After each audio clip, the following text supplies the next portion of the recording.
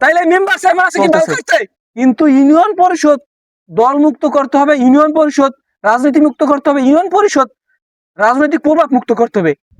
বর্তমানে যেই দল ক্ষমতায় আসে, শুধু বর্তমানে না, আওয়ামী লীগের আমলেও প্রত্যেকটা ইউনিয়ন পরিষদ জিম্মি থেকে সরকারি দলের কাছে।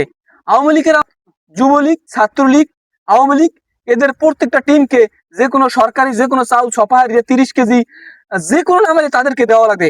বর্তমানে বিএনপির যারা লোক আছেন তাদেরকে নাম দেওয়া লাগে। 10 মিনিট গলা চিপায় যেই এমপি আছেন তাদের এমন যারা সমর্থনে আছেন তাদেরকে প্রত্যেকটা ইউনিয়নের মেম্বারদেরকে তাদেরকে নাম দেওয়া লাগে। আমার কথা হচ্ছে প্রত্যেকটা ওয়ার্ডের দলমত নির্বিশেষে মেম্বার চেয়ারম্যানেরা হয়েছে যে প্রত্যেকটা ইউনিয়নের জনপ্রতিনিধি, দলমত নির্বিশেষে তারাই তো নেতৃত্ব দেবে। যদি দলের প্রভাব খাড়াই যদি ইউনিয়ন পরিষদ চলে তাহলে মেম্বার চেয়ারম্যান ভালো লাগে, কোন ভালো আসবে?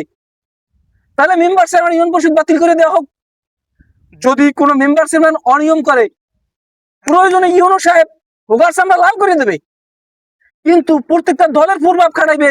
যদি গণ অধিকার হয়, যদি আওয়ামী লীগ হয়, যদি বিএনপি হয়, প্রত্যেকটা দল যারা ক্ষমতা আসবে তখনই ইউনিয়ন পরিষদের প্রত্যেকটা দলকে তাদের চাউলের স্লিপ দেওয়া লাগবে, চাউলের নাম দেওয়া লাগবে, তাদের প্রভাব চলবে।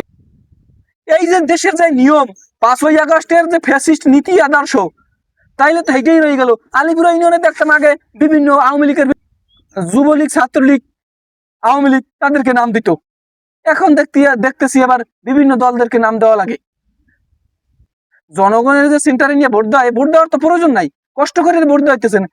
প্রত্যেকটা এলাকায় চেয়ারম্যান মেম্বার একটা না একটা দল করে, এরা কি আমরা কেউ থামাইতে পারবো না। তবে তারা যখন নেতৃত্ব দেবে ইউনিয়ন, তখন তারা দলের ঊর্ধ্বে যাইয়া নেতৃত্ব দিতে হবে। কারণ সব এলাকার জনগণ, ওয়ার্ডের, ইউনিয়নের জনগণ সকলে সমান। তারপরও স্বজন প্রীতি অনেকে করে, এই স্বজন প্রীতির জন্য ইউনিয়ন সাহেব লাগে পিড়ে হোগার সামলা লাভ করে দেবে।